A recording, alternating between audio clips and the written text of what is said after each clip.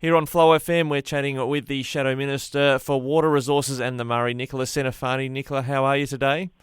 Good, thanks, Ricky. Morning to you and morning to your listeners. Yes, I know you've got a great view yourself of a part of the River Murray looking in healthy conditions. Just tell us how it looks in your local area.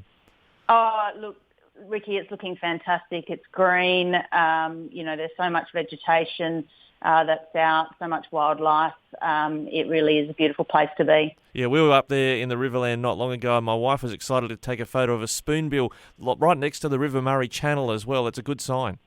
Absolutely. And, like I said, water does breathe life, Ricky, and that's what we're certainly seeing at the moment. And I know it's also a strong focus for those in horticulture and agriculture, the need for water to come down the Murray in the drier years. The Basin Water Ministers are meeting for the first time in quite some time today and tomorrow. Why has it taken so long, from your understanding, for these water ministers to meet? Yeah, look, that's a really good question, Ricky, and that's probably a question that's better directed at the federal Labor government as well as the state Labor Water Minister, Susan Close. I think it's really important that these meetings are held regularly, and certainly when we were in government, Marshall Liberal government met quite regularly with other basin jurisdictions outside of these general meetings. Yeah, well, I noticed that the Water Minister for South Australia, Susan Close, was fairly bullish going into the meeting, attacking New South Wales, saying they've consistently refused to take necessary steps to approve more projects to achieve their responsibilities under the Basin Plan. Do you share those concerns about New South Wales' progress? Look, Ricky, I think New South Wales has been working steadily towards their progress. Do I think they could do that in a more succinct manner? Yes, I do. But when the previous Liberal government was in power, we were able to work with the states and the Commonwealth to get large water recovery projects approved with the socio-economic criteria in place. And these are projects that saw New South Wales and Victoria contributing towards the 450 gigalitre for the first time ever. And those projects that were approved, my understanding is approximately 30 gigalitres worth of water. So, we were able to keep everyone around the table in order to work towards a common goal. Anyone who knows anything about water and the Murray-Darling Basin Plan knows how critical it is to keep all basin jurisdictions around that table. I hope Susan Close and the Labor government continue to do the same. But given the tone of her press release, I'm certainly not holding my breath. And Ricky, I just make the point that, the Labor government talk about the 450 gigalitres being South Australia's water. This water is of benefit to the whole of the basin, not just South Australia, so it's benefit to New South Wales and to Victoria.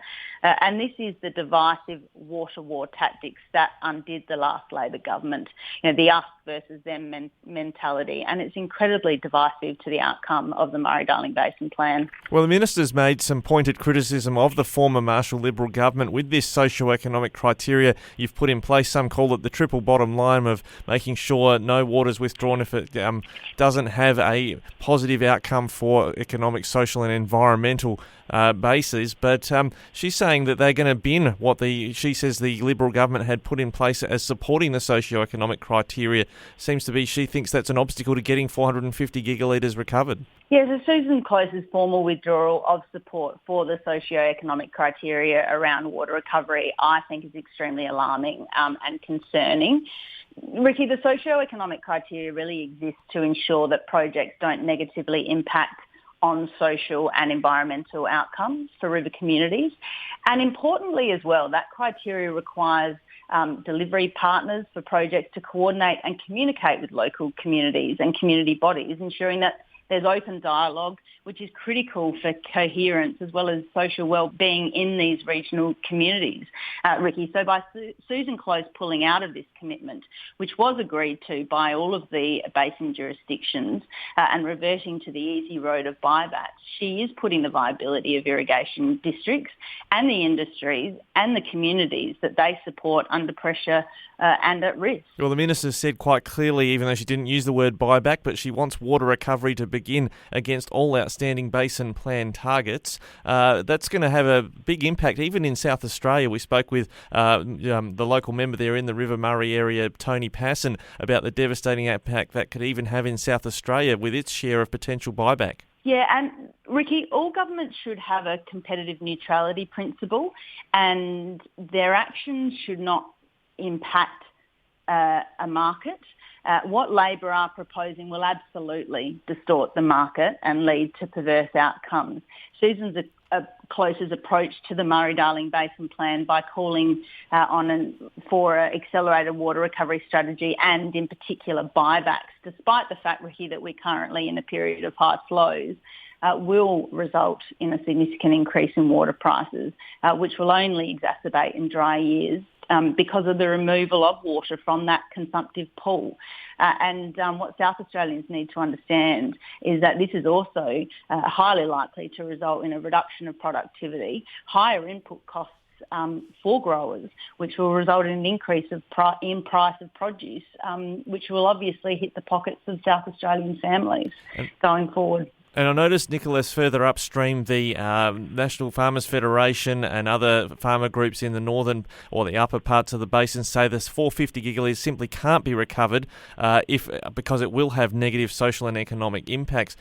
What is the view of the South Australian opposition about recovering the 450 in full? Do we need to just take more time than what's currently scheduled to conclude in 2024? Yeah, Ricky, look, we know from history and reports that buybacks do rip productivity out of regions, which also obviously leads to job losses and families leaving these communities. And what's really important is understanding what that means. That means less footy clubs, less netball clubs, less community groups in those country communities. So we as the opposition believe that the Labor government should be continuing to focus on water efficiency schemes, which, Ricky, do deliver water outcomes, but they do it without reducing productivity, and they actually even boost regional economies by utilising small businesses such as the local irrigation business or the local construction business to deliver those water efficiencies. So has nature perhaps given us a little bit of room to breathe in terms of the time it's taking to get those efficiency projects to deliver 450 gigalitres, given that we've got plenty of water coming through the system?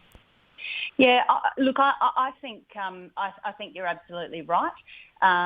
Susan Close in her media release has called for the Murray-Darling Basin plan to be delivered on time and in full, but she said nothing about the budget, nothing about what her plan will cost the taxpayers of Australia and indeed South Australia, and nothing about what her plan will mean for the future of South Australian river communities. Well, Nicola Centofanti, the Shadow Minister for Water Resources and the River Murray, thanks for your input today on this important topic being debated by the National Water Ministers Tuesday and Wednesday in October. Thank you. Thanks for having me, Ricky.